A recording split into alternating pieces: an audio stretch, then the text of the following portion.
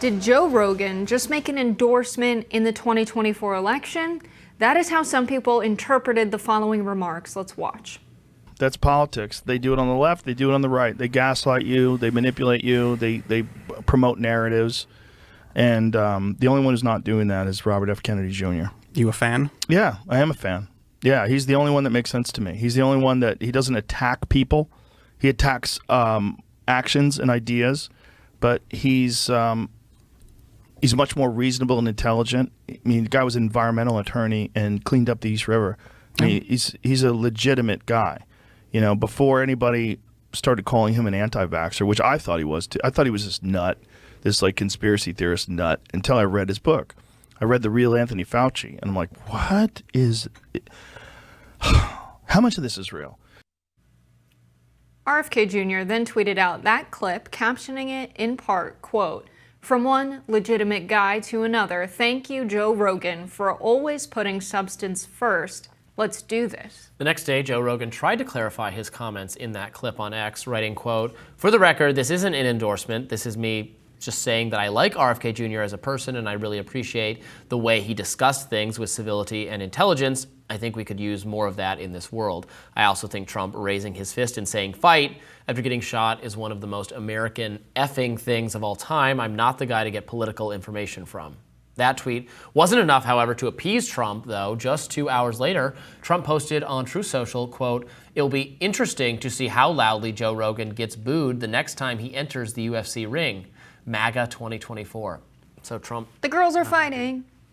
Well, so I think it's like the Kyle Rittenhouse thing a little bit, because after this happened, I don't know if you were on Twitter, but I was seeing a lot of people super mad at Joe Rogan. And really? I don't know if But Joe Rogan's never been a supporter of Donald Trump. No. He didn't endorse him previously. In fact, he declined to have him on his podcast a number of times. And he said the reason for that is, I don't want to be perceived as propping up or encouraging or benefiting his campaign. He endorsed Bernie Sanders. But I think some of Trump's supporters are upset because they see where RFK Jr. is pulling away from Trump's vote share in a lot of the polling. And I think they're worried that Joe Rogan's influence is big, and this kind of, if he really does say, I like RFK Jr. out of all the candidates, he makes the most sense to me. Of course not an endorsement. I mean, that's kind of how I feel about Kamala Harris, and people are saying Jessica endorses her, Jessica's going to vote for her. No, I actually said it depends on what she says about Israel-Palestine and what the platform is before I consider that at all. Right.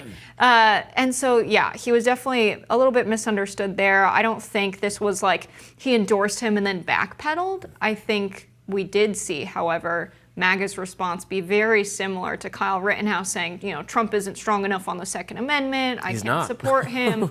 And then, a bunch of people were like, we made you, Kyle Rittenhouse. And he was like, all right, never mind. Yeah, it's this whole punish the defectors type mindset that is very common in both political parties and happens it happens in the Libertarian Party. I'm sure it happens in the Green Party. It just happens all over the place, but it's very silly.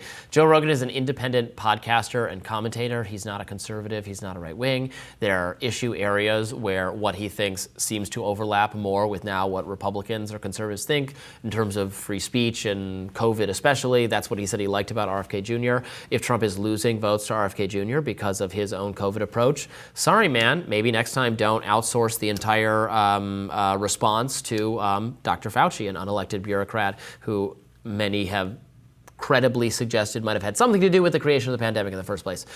That's on him, and he has to own that.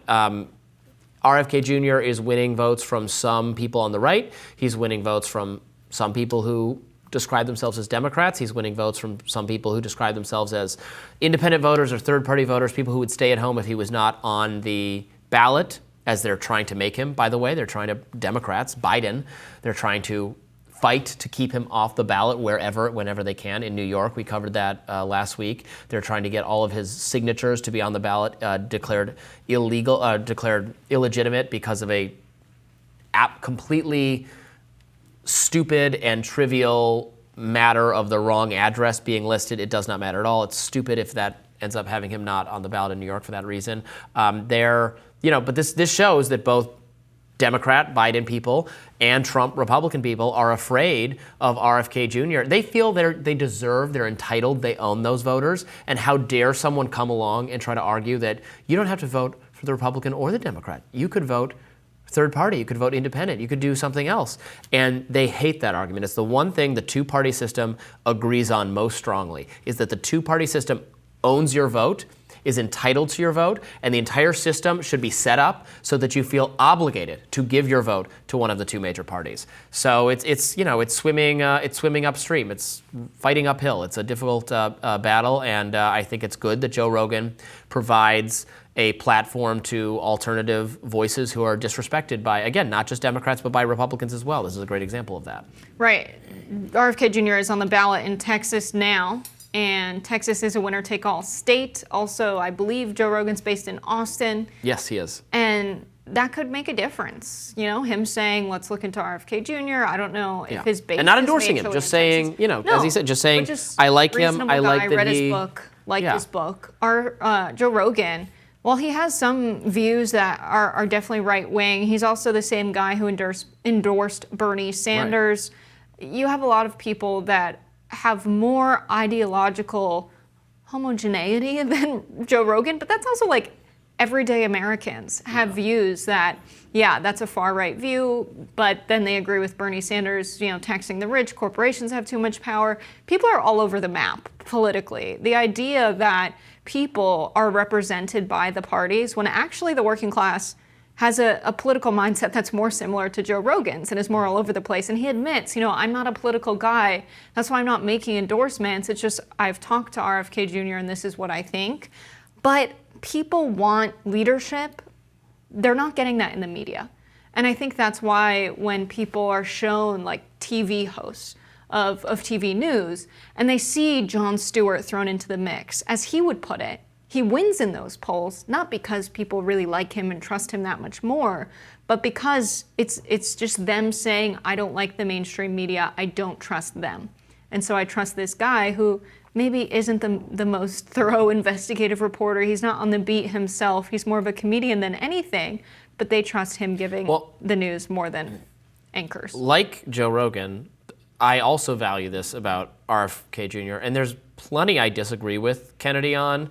I disagree with some of his environmental policies.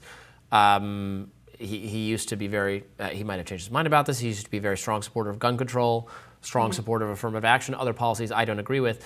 But Rogan is right that RFK Jr. criticizes policies he disagrees with. He doesn't personalize it. He makes it about the policies rather than about the person. Even when he's campaigning when he's criticizing Trump and Biden, it's not about them specifically, it's about their policies. And I think a lot of people appreciate that strategy, that way of campaigning. He seems like someone you could talk to about ideas and policies and not just relentlessly focused on trying to jab the other guys the way both Trump and Biden, or now Trump and Harris, are.